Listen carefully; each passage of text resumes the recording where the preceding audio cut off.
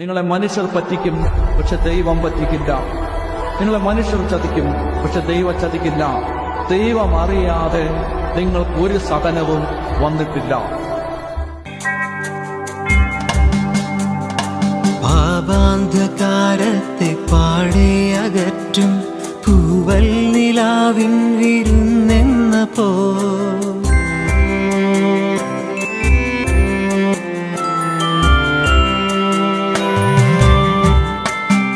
മനസ്സിന്റെ വേനൽ തടത്തിലേക്കെത്തും പിന്തിരിഞ്ഞൊഴുകാത്ത പുഴയെന്ന പോൽ സൂര്യാങ്കുരം പോ പൂർണാംബരം പോ